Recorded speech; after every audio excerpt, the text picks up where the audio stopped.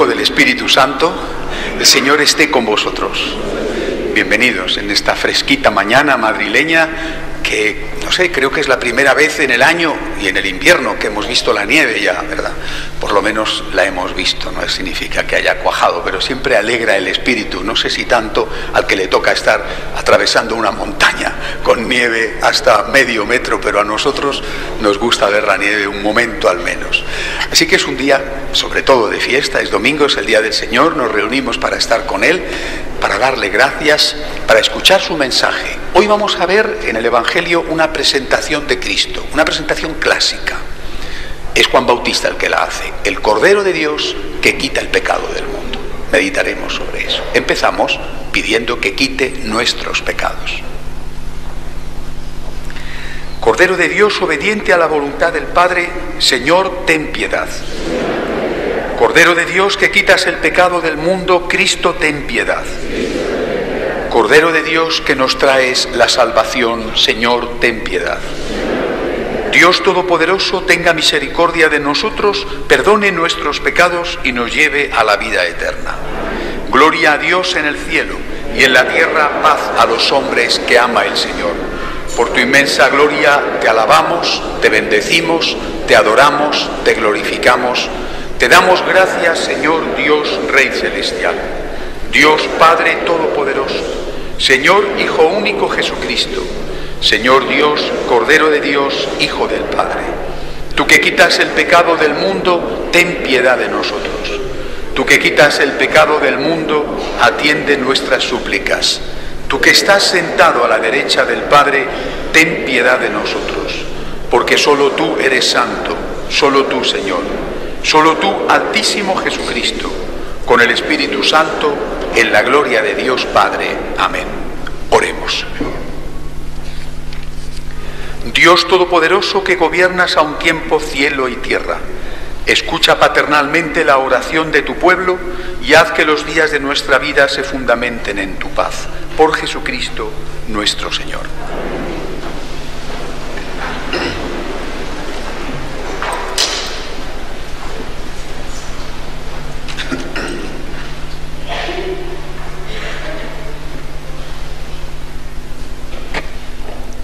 Lectura del primer libro de Samuel. En aquellos días Samuel estaba acostado en el templo del Señor, donde estaba el arca de Dios. El Señor llamó a Samuel y él respondió: Aquí estoy. Fue corriendo a donde estaba Elí y le dijo: Aquí estoy, vengo porque me has llamado.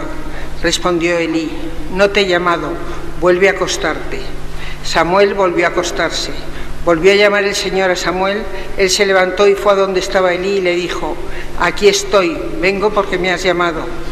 Respondió Elí: No te he llamado, hijo mío, vuelve a acostarte. Aún no conocía Samuel al Señor, pues no le había sido revelada la palabra del Señor. Por tercera vez llamó el Señor a Samuel y él se fue a donde estaba Elí y le dijo: Aquí estoy, vengo porque me has llamado. Elí comprendió que era el Señor quien llamaba al muchacho y dijo a Samuel: Anda, acuéstate, y si te llama alguien, responde: Habla, Señor, que tu siervo te escucha. Samuel fue y se acostó en su sitio. El Señor se presentó y le llamó como antes: Samuel, Samuel. Él respondió: Habla, que tu siervo te escucha. Samuel crecía y el Señor estaba con él. Ninguna de sus palabras dejó de cumplirse. Palabra de Dios. Salmo responsorial. Aquí estoy, Señor, para hacer tu voluntad. Aquí estoy, Señor, para hacer tu voluntad. Yo esperaba con ansia al Señor. Él se inclinó y escuchó mi grito. Me puso en la boca un cántico nuevo, un himno a nuestro Dios.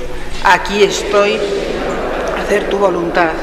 Tú no quieres sacrificios ni ofrendas y, en cambio, me abriste el oído. No pides sacrificio expiatorio. Aquí estoy, Señor, para hacer tu voluntad. Entonces yo digo: aquí estoy, como está escrito en mi libro, para hacer tu voluntad. Dios mío, lo quiero y llevo tu ley en las entrañas. Aquí estoy, Señor, para hacer tu voluntad. He proclamado tu salvación ante la gran asamblea. No he cerrado los labios, Señor, tú lo sabes. Aquí estoy, Señor, para hacer tu voluntad.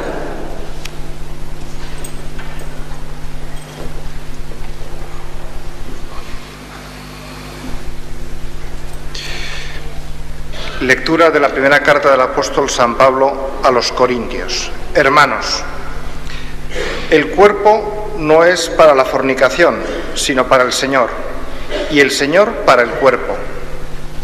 Dios, con su poder, resucitó al Señor y nos resucitará también a nosotros. ¿No sabéis que vuestros cuerpos son miembros de Cristo? El que se une al Señor es un espíritu con Él. Huid de la fornicación. Cualquier pecado que cometa el hombre queda fuera de su cuerpo, pero el que fornica peca en su propio cuerpo. ¿O es que no sabéis que vuestro cuerpo es templo del Espíritu Santo? Él habita en vosotros porque lo habéis recibido de Dios. No os poseéis en propiedad, porque os han comprado pagando un precio por vosotros. Por tanto, glorificad a Dios con vuestro cuerpo. Palabra de Dios.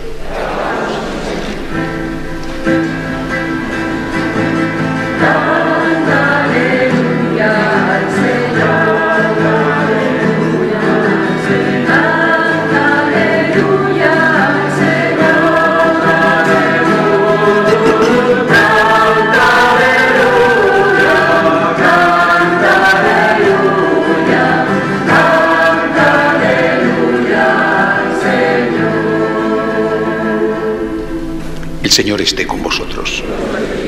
Lectura del Santo Evangelio según San Juan.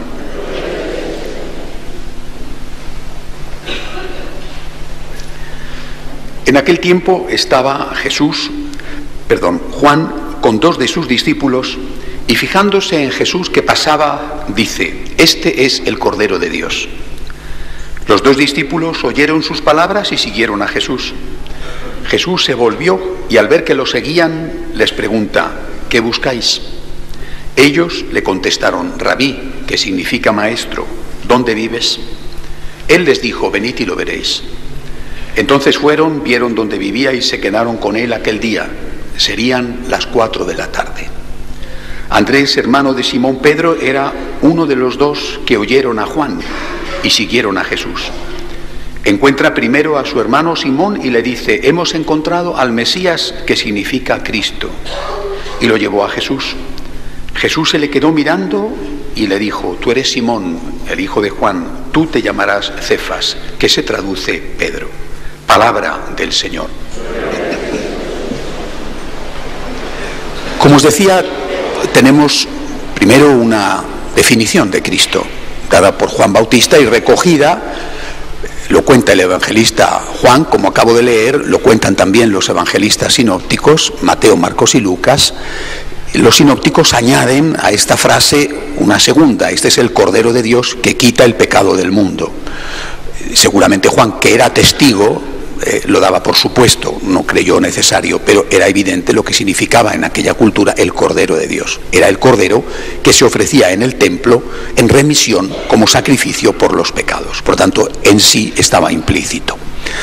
Debió de producir un gran impacto al que escribe, es decir, el que escribe Juan está hablando de otro, eran dos, y dice que el otro era Andrés, sin duda el segundo era él.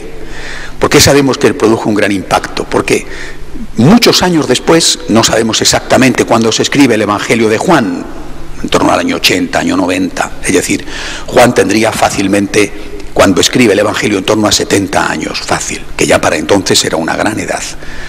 Han pasado 65 años, 60 años, 55 años, y recuerda el momento, eran las 4 de la tarde. Esto es un detalle, es decir, qué impacto le produjo que, recordando una cosa que ocurrió 50 años atrás, recuerda hasta el momento exacto en que ocurrió.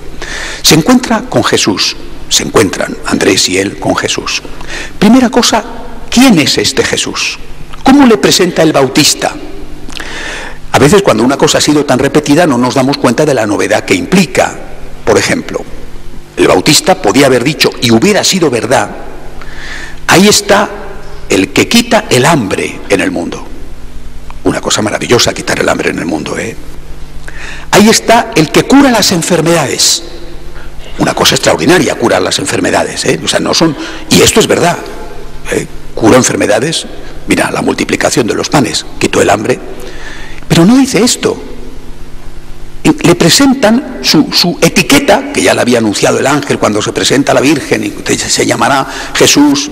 Su etiqueta es, su profesión es el que quita el pecado del mundo. Primer dato a tener en cuenta. Es decir, siendo importantísimo acabar con el hambre en el mundo, acabar con la guerra, acabar con la injusticia, acabar con la enfermedad, esto es importantísimo, yo creo que a todos nos interesa, todos lo deseamos, pero el Señor va a la raíz. ¿Por qué? Porque tú puedes no tener hambre, nosotros, gracias a Dios, no digo el mundo, digo los que estamos aquí, no tenemos hambre. Puedes no estar enfermo, supongo que muchos, gracias a Dios, no estamos enfermos, o al menos nada grave, alguno es posible que sí que lo esté, pero tú puedes tener una economía saneada y estar sano. En cambio puedes ser un envidioso, un egoísta, un violento, un ladrón, un calumniador, un infiel.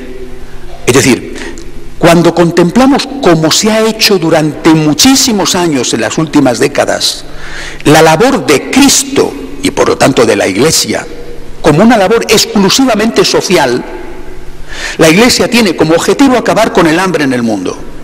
La Iglesia tiene como objetivo acabar con el sufrimiento físico en el mundo.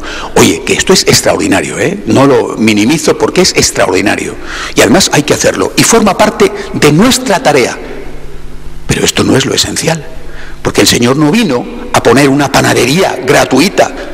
Recordad, lo meditaremos cuando entremos en la Cuaresma.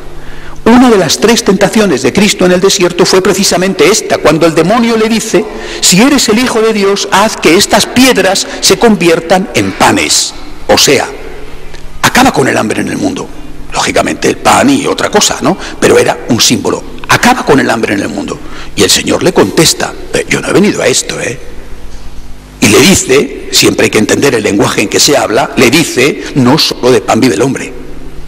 Es decir, la primera cosa que tenemos que entender es quién es Jesús, cuál es el motivo por el cual Él viene, porque eso no es una cosa menor, es que eso será lo esencial que tenga que hacer la Iglesia.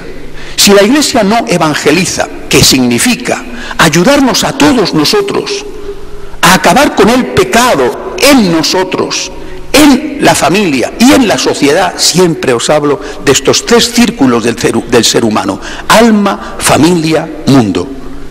Si la Iglesia no ayuda a la persona que acabe con el pecado en ella, a que acabe con el pecado en su inmediato entorno y a que acabe con el pecado estructural, que es el egoísmo general, incluido por lo tanto la guerra, el aborto, la injusticia, si la Iglesia no ayuda a esto, la Iglesia ha reducido su mensaje y se ha convertido, esto lo han dicho Juan Pablo II, Benedicto XVI, el Papa Francisco, se ha convertido en una ONG. Esta ha sido la trampa en la que hemos caído.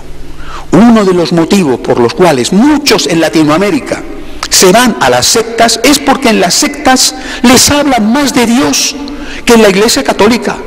Oiga, y no hace falta irse a Latinoamérica para ver qué está pasando esto, Basta escuchar algunas radios supuestamente católicas en España y ver qué papel dan a Cristo y qué papel dan al deporte o a la política.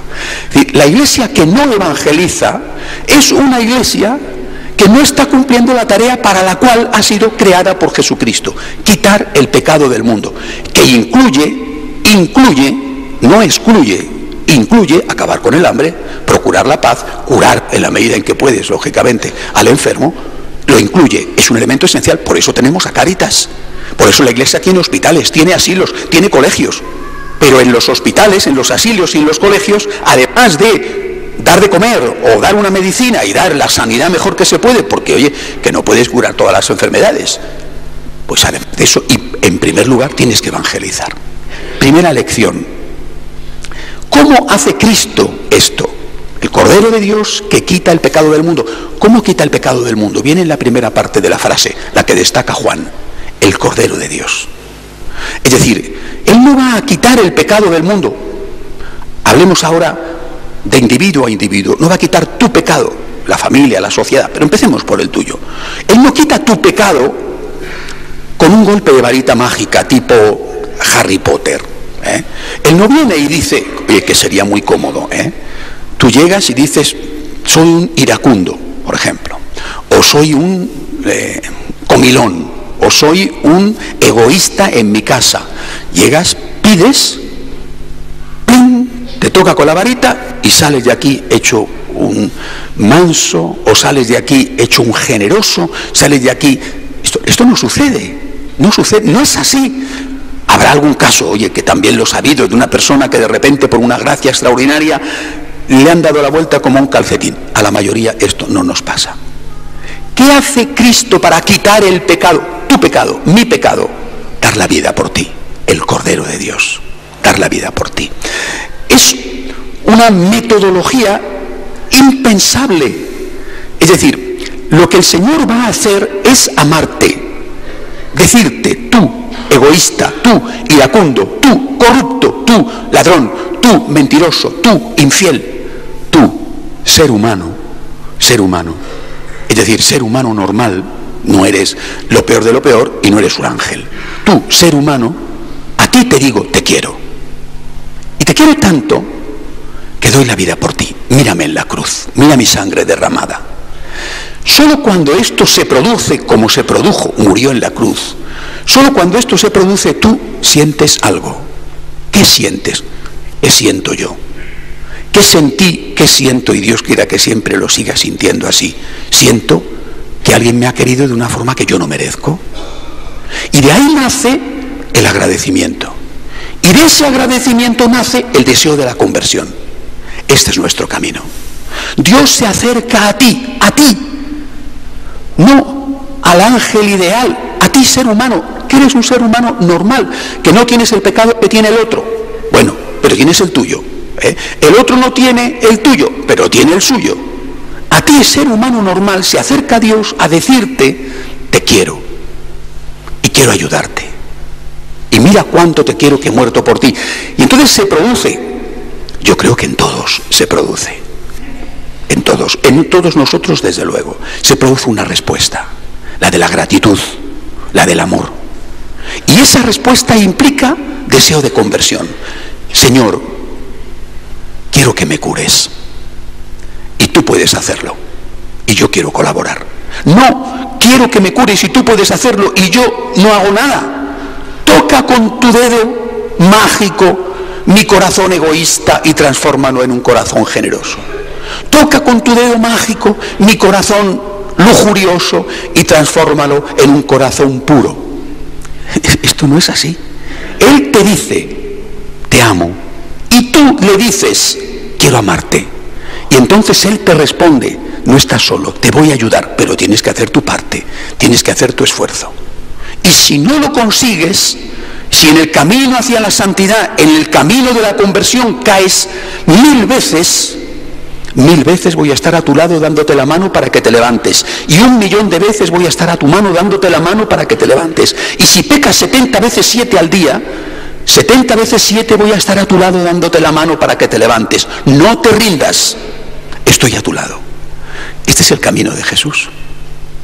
No te dice, no eres un pecador, que es lo que muchos están pidiéndonos que la Iglesia diga. A veces muchos también dentro de la Iglesia. No te dice Jesús, no eres un pecador. No te dice Jesús, robas pero no tiene importancia, matas pero no tiene importancia, mientes pero no tiene importancia, engañas a tu esposa o a tu marido pero no tiene importancia. No te dice eso. Te dice, te quiero. Esto que hace que está mal, pero te quiero. Te quiero incluso aunque sigas haciéndolo mal, pero esto que haces está mal.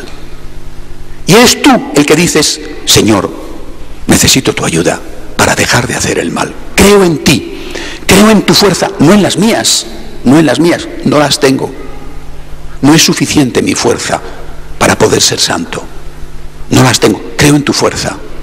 Y creo en tu misericordia si caigo en ese camino. Este es el método, la pedagogía que va a usar Jesús. ¿Por qué es importante entender esto? Porque primero, como he dicho, nos encontramos con una definición de iglesia que no es la iglesia que Cristo, Jesucristo, una iglesia meramente social, Una iglesia que no habla ni de Dios, ni de la santidad, ni de la conversión.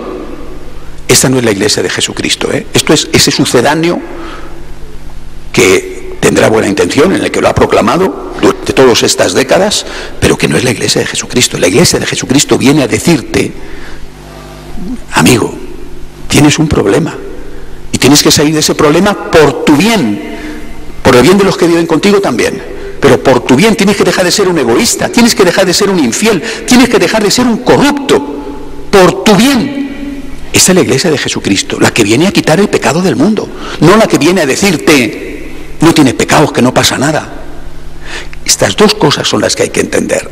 Que la iglesia, Cristo, te ama cuando te dice la verdad, te ama cuando te ayuda a ponerte delante del espejo sin cremas, sin afeites, sin maquillaje, y mirarte a ti mismo honestamente, no porque te lo digan los demás, sino porque tú mismo te lo dices: esto lo he hecho mal, me he equivocado, no he hecho lo que debía de hacer. Entonces el Señor te dice: tranquilo, no es que no pase nada. Oiga, que si has robado sí que ha pasado, ¿eh? Si has matado sí que ha pasado, si has mentido sí que has pasado, pero ¿estás arrepentido? Vamos adelante, confía en mí, te daré siempre la mano que quieras levantarte, cuando quieras levantarte te daré la mano y te voy a dar la fuerza para que sigas caminando. Este es el mensaje de Jesús. Hay otra cosa más en este evangelio. Cuando Juan presenta, ahí va el Cordero de Dios, implícitamente que quita el pecado del mundo, lo presenta a unas personas. En este caso seguramente el Juan Evangelista y Andrés. Bueno, ¿qué hacen estos? ¿Qué hacen? Lo que hacen es seguir a Jesús. ¿Por qué le siguen? Si hubiera dicho Juan: ahí va el que cura las enfermedades, quizás que tendrían un dolor. Si hubiera dicho: ahí va el que quita el hambre, oye, fenomenal, me da de comer gratis, no tengo que trabajar. No dice eso. Ahí está el que quita el pecado del mundo. Esa es la respuesta nuestra. ¿Yo qué busco en Jesús? ¿Que me solucione los problemas o que cure mis pecados? Evidentemente, en un mundo donde el concepto de pecado ha desaparecido, donde no es importante ni mucho menos ofender al otro, sí que es importante que no te ofendan a ti. Ojo, que en eso somos muy quisquillosos, pero que tú ofendas no es importante. En un mundo en el cual, cuando se presenta una dificultad, la resolvemos huyendo o matando, huyendo, un ejemplo, el divorcio; matando, un ejemplo, el aborto. En un mundo así no tiene ningún interés seguir a alguien que te va a ayudar a ser mejor, porque tú eres perfecto, tú eres don perfecto o doña perfecta, que llevas 4 matrimonios ya rotos, tus parejas que han sido malísimas todas, que has tenido que hacer determinadas cosas, las circunstancias que no quedaba más remedio. ¿No te has hecho nunca un examen de conciencia? ¿No te has mirado nunca al espejo y no te has dicho a ti mismo: ¿por qué he roto mis matrimonios sucesivos? ¿Por qué me están echando de distintos trabajos? Siempre la culpa es de los demás. En cambio, aquel que es consciente de la parte de culpa que él tiene, que seguramente los demás también tendrán la suya, ese dice: a mí me interesa esto, yo quiero seguir a Jesús, quiero que me cure.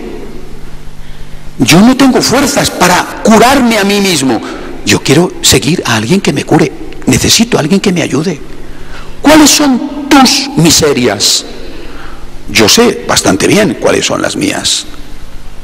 Llevo luchando con ellas seguramente, la mayoría por lo menos, desde que nací. El carácter, todo eso que forma parte de las consecuencias del pecado original, más luego las consecuencias adquiridas. ¿Cuáles son tus miserias? ¿Quieres curarte?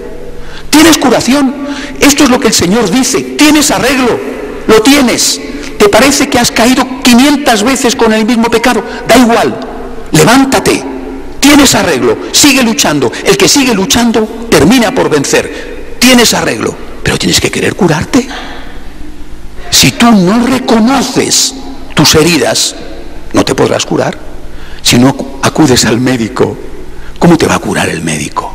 Si tú en cambio dices: aparte de circunstancias, aparte de las faltas que tengan los que viven conmigo, de la parte de culpa que tengan y los problemas que tengo, que efectivamente la tendrán, Yo también tengo una parte de culpa. Yo quiero curarme.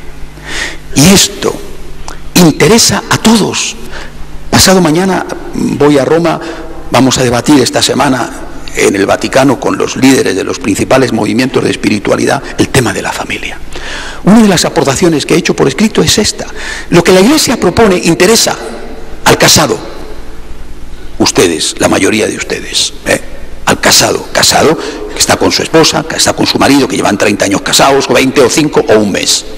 Pero también interesa al divorciado que vive con otra pareja, al que no se ha casado todavía junto, pero está viviendo con otra pareja. ¿En qué sentido? En el sentido de que si el problema no lo curas, no irás a tu divorcio, sino a tu segundo divorcio, tercer divorcio, cuarto divorcio, aunque no sea un divorcio jurídico porque ya no te has casado. A tu segunda separación, tercera separación, cuarta ruptura, quinta ruptura. Hoy lo que estamos viendo es que cuando no se han curado los problemas, el egoísmo, déjate de estas cosas de la inmadurez, el egoísmo, cuando no se han curado, tu séptima unión, aunque sea de hecho, también se rompe, porque el problema está en ti. Lo que la Iglesia ofrece a todos, por supuesto, en primer lugar a sus hijos e hijas que están casados, esto es lo primero, pero a todos, sea cual sea su estado, es la sanación de tu alma. Ayudarte a resolver tus problemas. ¿Esto te interesa? ¿Te interesa ser mejor? ¿Te interesa tener una buena vida familiar y no estar rompiendo tu relación una y otra y otra y otra vez? ¿Te interesa tener una buena relación con tus hijos? ¿Tener una buena relación en tu trabajo? ¿Te interesa curar tus pecados? Amigo, has dado en el sitio ideal. Este es el lugar donde vive y trabaja el Cordero de Dios que quita el pecado del mundo. Que no te va a engañar, que no te va a decir, muchacho, eres excelente, sigue haciéndolo como lo haces, porque todo lo haces bien. Eso es lo que nos gustaría que nos dijera, pero porque nos ama, no nos lo dice. Te va a decir, te amo, he dado la vida por ti, he derramado mi sangre por ti, esto que haces no está bien, pero ven, vamos a caminar juntos, que tienes curación. Démosle gracias a Dios y digámosle, y hagamos lo que le dijeron, lo que hicieron.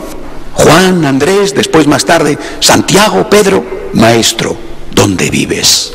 Me interesa, ¿dónde vives? Quiero que quites mi pecado. Necesito el médico.